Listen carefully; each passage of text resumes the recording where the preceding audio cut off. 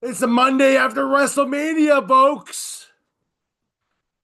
And boy, it didn't exactly disappoint. Wasn't exactly everything maybe everybody else always thinks it is going to be, because you take back the past stuff and, hey, like all these big debuts didn't happen. Well, yes, in the past, but it's not always what it used to be anymore. Right? But it was still a really good one because a lot of things changed. Because obviously, we're going to talk about it because it looks like W is going a different direction. So we're going to talk about this stuff. We're going to talk about Raw after Mania. It's DA Wrestling, Canadian Wrestling Tube guys. We're going to do this stuff. I'm Andrew. Hey, let's just get going.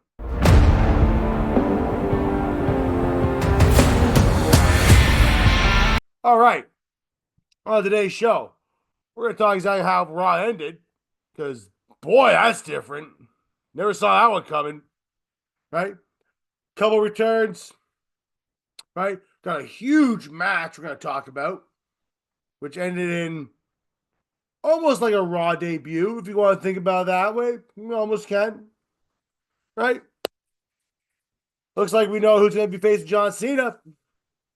It's an old friend. All that and some more we're going to talk about there.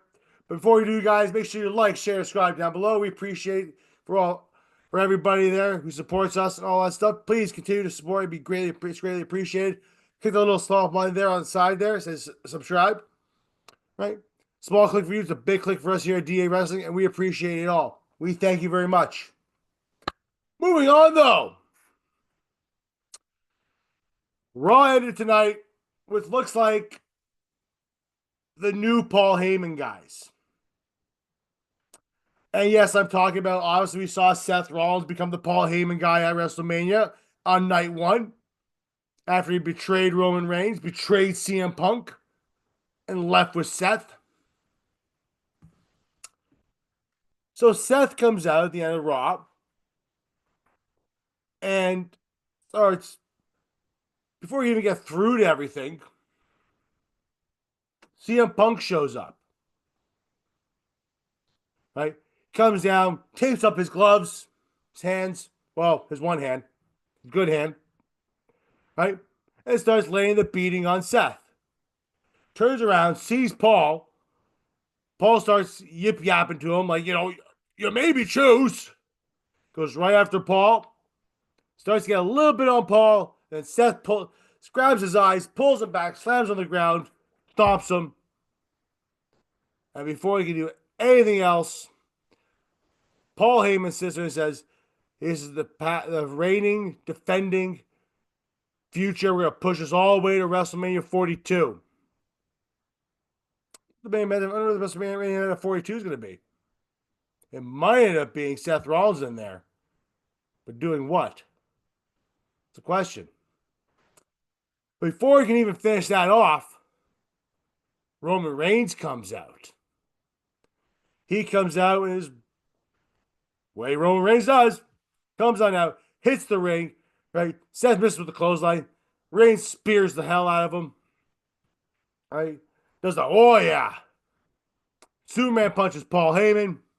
He's about ready to set up the spear. Goes to the back, does a hoo-wah. And as he's about to go for a spear, he gets speared himself. But by who? Braun Breaker. Braun Breaker is a Paul Heyman guy. Like the next big thing. It's like he's the new Brock. Seriously, I just said it out. He's like the new Brock Lesnar. Right? I mean, he moves like Brock. Does a lot of things like Brock. So yeah, he's probably like the new Brock. Right? Spears Reigns. He got Reigns out the outside. Reigns gives him a quick uppercut on the floor. Right?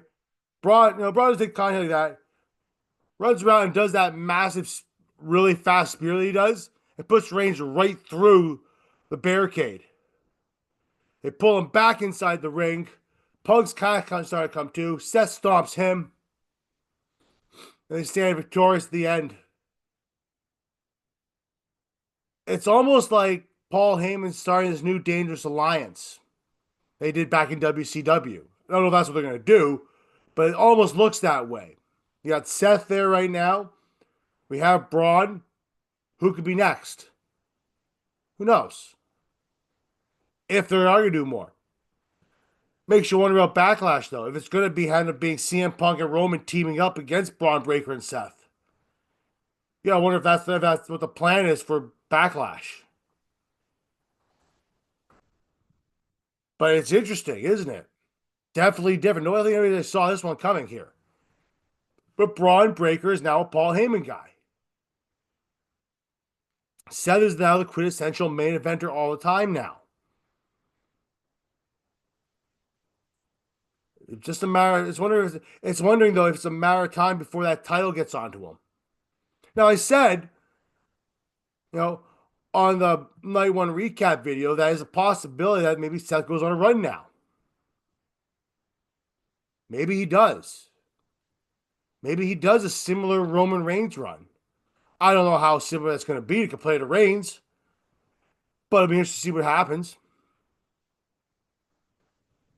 But he did mention WrestleMania 42, which leads me to believe that there's something involved with Seth for WrestleMania 42. Whether that be the title, maybe he regains the title at Mania, and then goes on the run. Who knows? Time will tell what's going to happen to this, but it's definitely exciting to see what goes on here. Moving on. By the way, comment down below though, guys, if you think what you might think might happen there, because that's an interesting one to do. Right? Will Braun Breaker and Seth Rollins, are they new Dangerous Alliance with Paul Heyman? Who knows? Anyway, we know now who John Cena's first opponent is going to be and where he'll be next. Because John Cena came out to open the show today. He put down the fans a little bit, talking about crap, right? Saying 36 days is the only thing that matters, right? 36 days is what matters. And he counted down the days he's already done, right? Says he's gone down to 27 more days. Once it hits 0, he's gone forever. Told everybody to stand there and take a picture. Right? You know, like I said, ripped on the fans. Right? Said they're all sorry people. But he has goodness of a heart. So he's going to stand there and take a picture. Take a picture, show the real championship. Calls himself the last real champion. You know? Oh, I'm all sorry people for booing him. And then he started talking about how booed Cody before all this.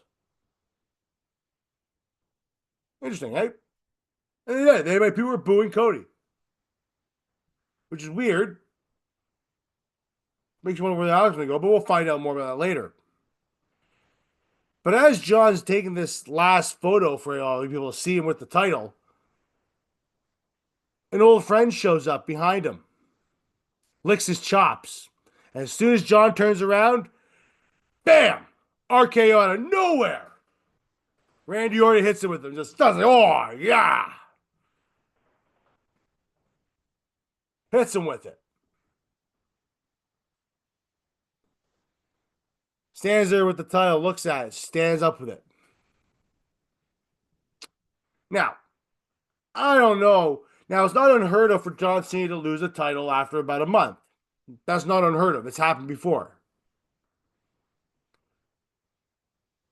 But is this how we're going to get Randy? Like, this is earlier than some people thought, right? I figured maybe Randy be the one that retires John. Maybe he isn't. Like, you would think it'd be Randy to retire John. And that doesn't do that till December. But no, they're doing Randy Orton now. I mean, they could always travel back to it.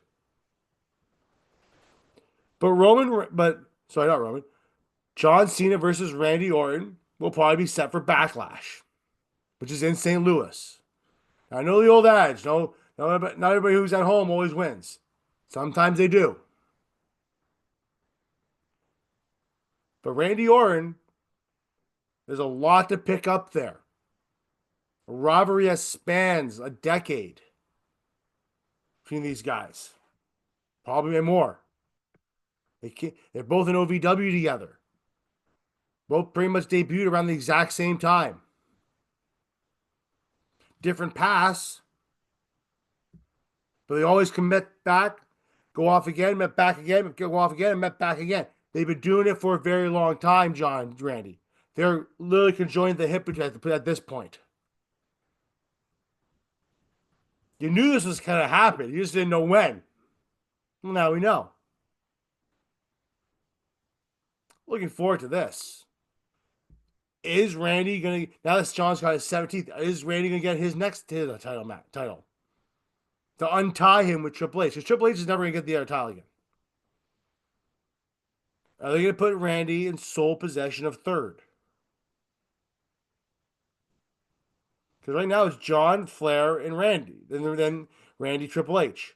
Are they going to put Randy as sole possession of third? Possibility. We'll have to wait and find out for Backlash if they're going to go that way. They might. Because then you could do the Cody one. You Cody against Randy. And maybe it's Cody that retires John. Not Randy. Everybody thinks this. Maybe it will be Cody that retires John in December. When John tries to get that title back to leave one more time. And do that 18. Who knows? Interesting for TV, though. Let's right off the bat. All right. So Gunther comes out close to the end of the show, right for the main event. After they did a whole thing with Jey Uso, where Jey Uso kind of came out and celebrated a little bit. Jimmy came out, Sami Zayn came back. Said he's proud of him, and he's so happy for him. They embraced, they eat together, they all danced together, had a great time together. Gunther ends up coming out eventually, starts shooting his mouth off. You don't really see him coming down the front way though. He just comes through the crowd, and he's really pissed off that he's lost. He's upset. He's angry, rightfully so. He lost the title to Jey Uso, right? Somebody he didn't think he was going to lose to. I mean, he didn't act this way when, he lost to Sammy. He's way more pissed about this one. Like, way more pissed. So, Gunther goes after Michael Cole and the announce team with Pat McAfee there. He goes after Pat. First goes after Cole. Says he got something to say, Cole? Has something to say? And Cole made the mistake of saying that you didn't tap. Well, I'm not the one that topped out at Mania. That was stupid to say. He goes after Cole. Pat gets in the way. He pushes Pat out of the way. Right? Starts choking out Michael Cole. Pat McAfee comes out and gives him a shot to the head. Gunther didn't like that very much. Right? Pat tried to calm him down. Say, listen, it's over now. We're good. No, don't do that. All the people come down. Try to make sure it's all broken up. Gunther gets a hold of Pat McAfee, chokes the life right out of Pat McAfee. They couldn't get him off him. Eventually, he does release the hold. Pat's basically choked out for the most part. Comes to, and he's like, they get him all out of there, take him to medical. Joe Tessitore comes down and finishes off the rest of the show. We wondered what would happen with Gunther after he lost. This is a good look right now. I know it sounds sadistic. I just said that. Now that I just said it in my head. But look at where they're going to put Gunther. They're going to position Gunther as like a maniac now, a killer. The way they probably should have been, the way he was with the IC title, like a killer. But a more dangerous killer this time. I'm going to see what happens. There's a possibility that Gunther goes through a stage of just slowly cracking. The point till eventually he becomes that insane guy that you'd want to see Gunther as. A different character change for him.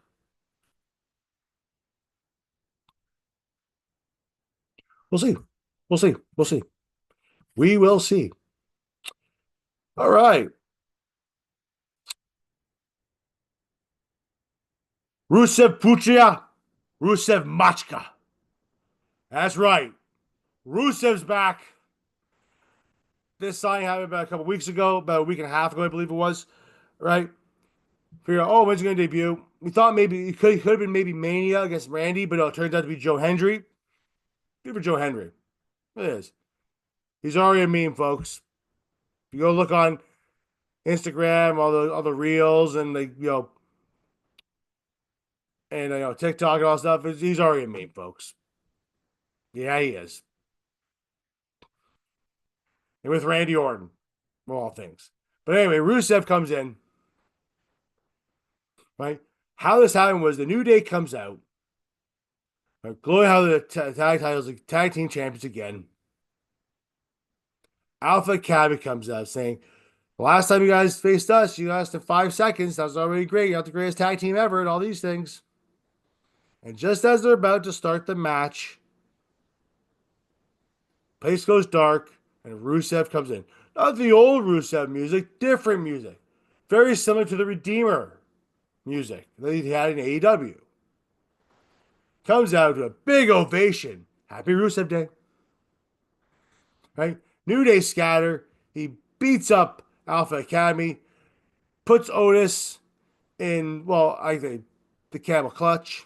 Right? But they called it, well, it was before. I can't remember what it was called before. But it was a camel clutch, folks.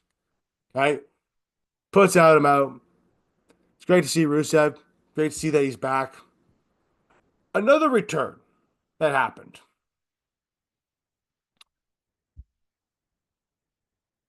JD McDonough's back, folks. Old big head himself, JD McDonough. He's back. Came back during the Dominic Mysterio tag IC title match against Penta. Yes, they had him put his title on the line against Penta that night. Right? It was the last match of the show before the Seth Rollins thing. Excellent match. Right? Back and forth. Really showed how much of a child Dominic really has grown as a wrestler over the past from 2020 to now. Right? And he's getting more over. He's organically turning face. Oh, crazy, eh? Now, this is where you would think this is where a Judgment Day implodes. It's not. It's going to happen soon, but probably not yet. Right? Penta goes to the top rope, right, to try do a high risk maneuver on Dominic Mysterio, and out of nowhere, JD McDonough comes out, pushes him off the top rope. Right? He's like, "What the hell?" Dominic Mysterio kicks in the back. He 619s him, and then does the frog splash to finish it. 1, 2, 3. Dominic Mysterio ends up winning the match. Right? Well fought back. You tell Penta's not very happy about that. JD McDonough, Finn Balor was there, and he's just stunned because he didn't know what to do. He actually looked like Balor was kind of trying to screw Dominic Mysterio out of the title instead, but that didn't end up coming to fruition. Right? Judgment Day all comes out. They're all happy. McDonough's back because they have all the gold. They have almost all the gold now. The IC title, as well as the new tag team titles. We're gonna segue right into that one, right? But before we do, well, we're gonna do all that too, right? We're gonna segue right into that shortly. But Britt Balor is not very happy with the fact that he lost and got pinned by Dominic Mysterio, which makes a lot of sense. Showed him in the back earlier. He's just staring at the title. And he goes, "Hey," Liv Morgan's like, "Hey, everybody, bring the IC title back to us. It means it's in the club. That's what matters." He's like, "Yeah, I know what. You're right. You're right. It's all good. It's not all good." Balor's gonna screw Dominic Mysterio some way, shape, or form. But I said the tag team titles. So the tag team titles were on the line tonight. Where Becky Lynch, Vaquer, new tag team champions, took on former champions who just lost the night before, Liv Morgan and Raquel Rodriguez. You know, when you hot potato a title, it just sometimes makes no sense as to why you would just do that. It just doesn't make any sense. But it does make sense if you want to turn somebody heel. And that's what happened after this, right? After the match is over, Lyra Vaquer ends up getting the pin, gets pinned by Liv Morgan after getting Oblivion done on her, right? After Becky Lynch is outside, couldn't get in, gets knocked off the apron, all that stuff there with Raquel. Becky Lynch helps up Lyra, saying it's okay, it's okay, and then proceeds to clothesline her and beat the ever-loving crap out of her. Beat her up. Ridiculed her. Ripped on her. Kicked her when she's down. Manhandle slammed her 3 times. You know, the whole family is the whole Rollins, Becky Lynch, they're married. They're a whole family of heels now. Yeah, that's true now. Yeah. Whole family's full of heels. Obviously, we have a different direction for Becky Lynch now, right? Looks like she's gonna go for that IC title. That would make her the. She's never held that title because that title's brand new. So that makes a lot of sense. So her going for the IC title makes a lot of sense. Also, apparently, too, we found out too why Bayley was pulled out. Apparently, Bayley does have a torn labrum. And will be out for the foreseeable future, apparently. I don't know if that's a work or not, but it looks like that's probably the reason as to why she was pulled from WrestleMania. Very similar to Rey Mysterio, how he tore his groin.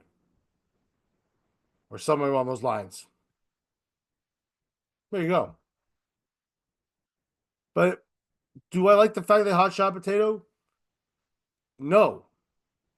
But at least they made up for it with Becky Lynch turning heel and beating up Lana here and putting her in a different direction. Now we're not gonna get obviously we're not gonna get big time Bex here again, but it might just be a different version or something like that.